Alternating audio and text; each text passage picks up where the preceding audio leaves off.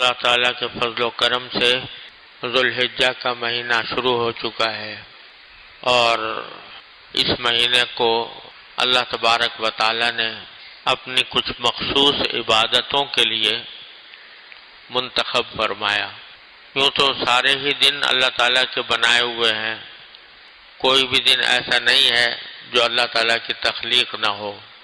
اور سب دن بظاہر دیکھنے میں یکساں معلوم ہوتے ہیں کہ سورج نکلتا ہے اور غروب ہو جاتا ہے، دن آتا ہے اور رات آتی ہے، لیکن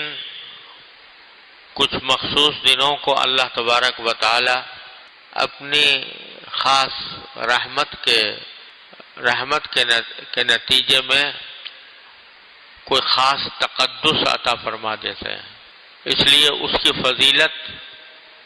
دوسرے دنوں کے اوپر بڑھ جاتی ہے۔ سارے سال میں سب سے زیادہ تقدس جس مہینے کو اللہ تبارک و تعالی نے عطا فرمایا وہ رمضان المبارک کا مہینہ ہے، اور اس کو اللہ تبارک و تعالی نے اپنا مہینہ قرار دیا۔ رمضان المبارک کے بعد کوئی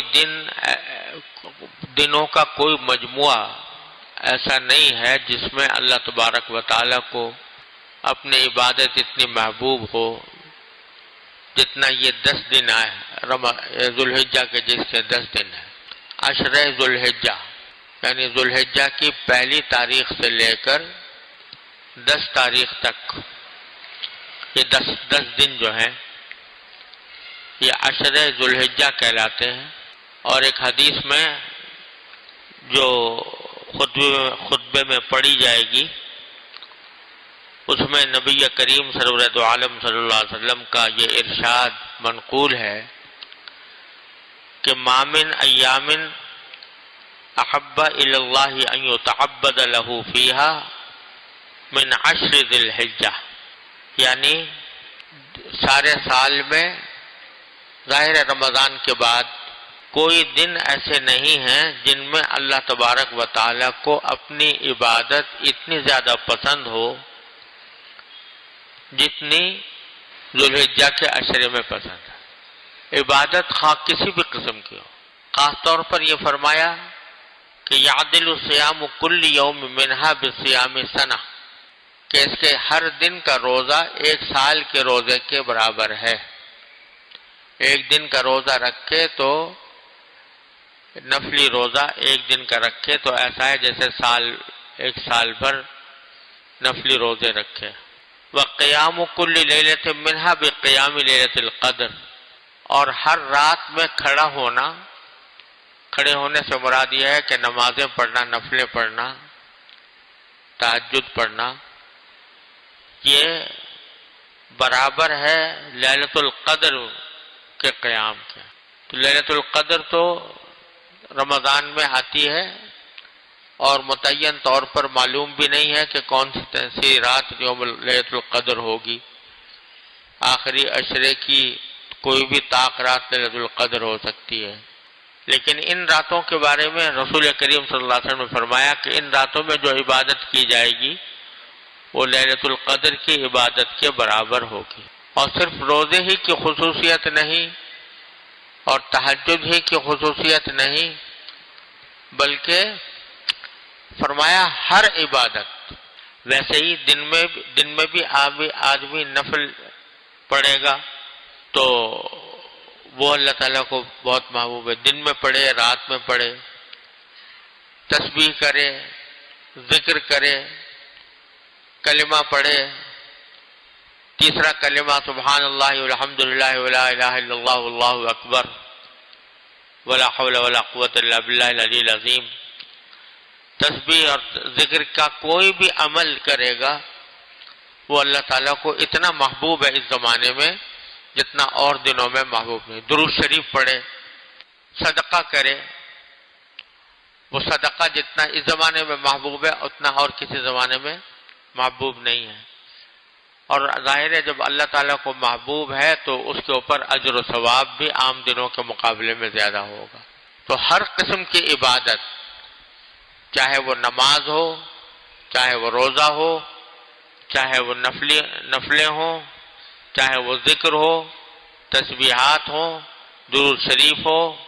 صدقہ خیرات ہو، جتنے بھی نیک عمل ہیں،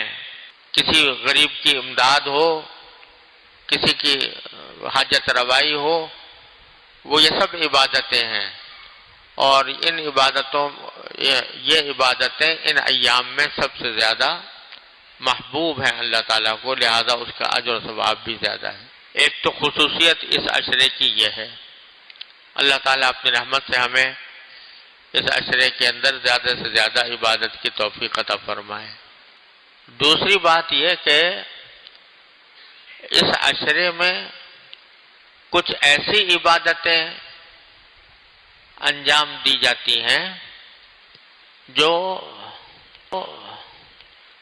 سارے سال نہیں دی جا سکتی۔ اللہ تعالیٰ نے انہی دنوں کو ان عبادتوں کے لیے مخصوص کر لیا ہے۔ مثلا حج ہے، حج جو ہے وہ صرف انہی 9 ذوالحجہ کو 8 سے شروع ہوگا، 9 ذوالحجہ کو عرفات میں سارے حاجی جمع ہوں گے، وقوف عرفات ہوگا،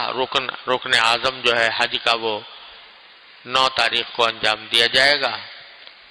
اور پھر 10، 11، 12 کو جمرات کی رمی ہوگی، اور اس کے بعد پھر بس۔ اب یہ عرفات کا جو میدان ہے وہ سارے سال کھلا ہوا ہے، سارے سال کھلا ہوا ہے، لیکن 9 ذوالحجہ کے علاوہ کسی دن جا کے کوئی آدمی وہاں پر کھڑا ہو جائے تو حج ادا نہیں ہوگا، 9 ذوالحجہ کو جائے گا تو ادا ہوگا۔ تو اللہ تبارک و تعالی بعض اوقات یہ دکھاتے ہیں کہ کسی چیز میں اپنی ذات میں کوئی تقدس نہیں رکھا، جب ہم کہہ دیں گے اس وقت میں اس پر تقدس آئے گا۔ تو اب اگر آج بھی چلے جاؤ عرفات کے میدان میں، صبح طلوع آفتاب سے لے کر اور رات مغرب تک بیٹھے رہو، وہاں پر بیٹھے رہو، کھڑے رہو، عبادتیں کرتے رہو، وہ اجر نہیں ملے گا، بلکہ بدعت ہو جائے گا، بدعت ہو جائے گا، کیونکہ اللہ میں نے نہیں کہا کہ آج کے دن جاؤ وہاں پر۔ لیکن 9 تاریخ کو جاؤ گے تو کہتے ہیں کہ بعض روایتوں میں آتا ہے کہ وہ یوم عرفہ جو ہے، عرفات کے اوپر جب حاجی مقیم ہوتے ہیں تو خیر یوم طلعت فی الشمس، یعنی سب سے زیادہ وہ بہتر دن ہے جس میں سورج طلوع ہوتا ہو، اللہ تعالیٰ کی طرف سے ایسی اس میں برکتیں نازل ہو جاتی ہیں۔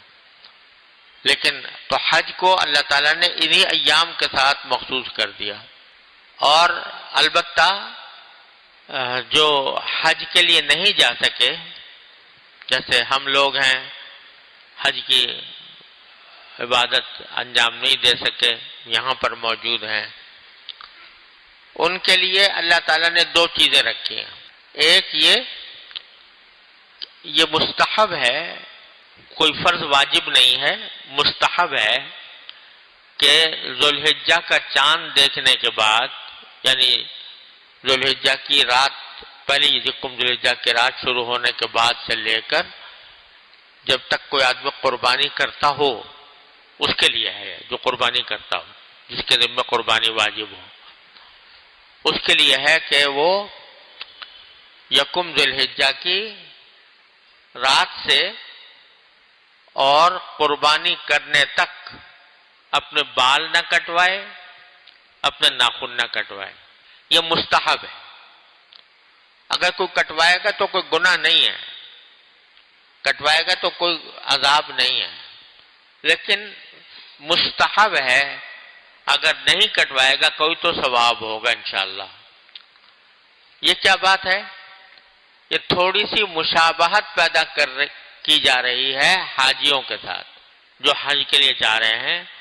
تو وہ حالت احرام میں ہوتے ہیں، حالت احرام میں بال نہیں کٹوا سکتے، ناخن نہیں کاٹ سکتے۔ تھوڑی سی مشابہت ہم لوگوں کے اوپر بھی،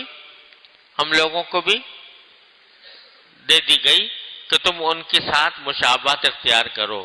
تیرے محبوب کی یا رب شباہت لے کے آیا ہوں، حقیقت اس کو تو کر دے، میں صورت لے کے آیا ہوں۔ تو حاجیوں کے ساتھ ایک مشابہت پیدا کرنے کے لیے یہ امر مستحب قرار دیا تھا۔ ایک تو ہم لوگوں کے لیے یہ رکھا ہے اللہ تعالیٰ نے۔ دوسرا عرفے کا دن یعنی 9 ذی الحجہ اس کو روزہ رکھنا۔ ویسے تو روزہ یہ پورے عشرے کے اندر اس کی بڑی فضیلت ہے، جیسے ابھی عرض کیا کہ ایک روزے کا ثواب 1 سال کے روزوں کے برابر ہے، لیکن عرفے کا روزہ 9 ذی الحجہ کا روزہ اس کے بارے میں حدیث میں آتا ہے کہ آپ نے فرمایا کہ مجھے اللہ تعالیٰ کی رحمت سے امید ہے کہ وہ 1 سال پہلے کے اور 1 سال آگے کے گناہوں کی معافی کا ذریعہ بنے گا، کفارہ بن جائے گا 1 سال پہلے کے گناہوں کا اور 1 سال بعد کے گناہوں۔ لیکن اس سے کوئی یہ نہ سمجھے کہ گناہ کرتا رہے، بس سوچے بھائی گناہ تو کرتے رہو اور 9 ذی الحجہ کو روزہ رکھ لیں گے تو 2 سال کے گناہ معاف ہو جائیں گے۔ ایسا نہیں ہے۔ پہلی بات تو یہ کہ یہ جہاں جہاں یہ آتا ہے کہ گناہ معاف ہو جائیں گے، اس سے مراد ہوتا ہے صغیرہ گناہ، چھوٹے چھوٹے گناہ، وہ معاف ہو جاتے ہیں۔ کبیرہ گناہ بغیر توبہ کے معاف نہیں ہوتے۔ اسی طرح اگر حقوق العباد کے گناہ ہیں، کسی بندے کا کوئی حق مارا ہے، کسی بندے کا حق پامال کیا ہے، تو وہ صرف توبہ سے بھی معاف نہیں ہوتا، اور وہ عرفات کا روزہ رکھنے سے بھی معاف نہیں ہوتا، عرفے کا روزہ رکھنے سے بھی معاف نہیں ہوتا، جب تک کہ وہ شخص جس کا حق پامال کیا وہ جب تک معاف نہ کر دے یا اس کو حق ادا نہ کر دے۔ لیکن بہرحال یہ فضیلت ہے کہ صغیرہ گناہ 2 سال کے معاف ہو جاتے ہیں عرفات کا روزہ رکھنے سے۔ یہ بھی ایک ہم جو لوگ حج کو نہیں گئے وہ عرفے کے دن روزہ رکھ کے یہ ثواب کما سکتے ہیں۔ اور پھر ایک عبادت جو انہی دنوں کے ساتھ مخصوص ہے، ذو الحجہ کے ساتھ، وہ قربانی کی عبادت ہے۔ بس وہ 3 دن انجام پاتی ہے، 10، 11، 12 ذو الحجہ۔ باقی دنوں میں قربانی کوئی عبادت نہیں۔ آج آپ گائے قربان کر دو، بکرا قربان کر دو، کوئی ثواب نہیں۔ یہ جو عام دنوں میں صدقہ کیا جاتا ہے جانوروں کا، تو وہ قربانی نہیں ہوتی، وہ گوشت کا صدقہ ہوتا ہے۔ گوشت تقسیم کر دیا غریبوں میں، وہ صدقہ ہو گیا۔ لیکن جہاں تک قربانی کا تعلق ہے، قربانی کا مطلب ہے کہ جب جانور کے گلے پر چھری پھیر دی بسم اللہ اللہ اکبر کہہ کر، ان صلاتی و نسکی و محیا و مماتی للہ رب العالمین کہہ کر، تو بس قربانی کی عبادت ادا ہو گئی۔ تو یہ قربانی کی عبادت بھی ایسی ہے کہ جو ان 3 دنوں میں ہو سکتی ہے اور دنوں میں نہیں ہے، اور ہر اس شخص کے ذمہ واجب ہے کہ جس کے پاس 52.5 تولے چاندی کی مقدار اپنی ضروریات اصلیہ سے زیادہ مال ہو، جو آج کل کے حساب سے تقریباً 50,000 روپے کے قریب بنتا ہے، تو 50,000 روپے نقد ہو،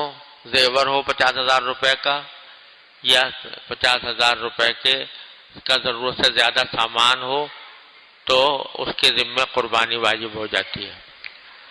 اور قربانی ادا کرنا یہ ایک بہت بڑی فضیلت ہے۔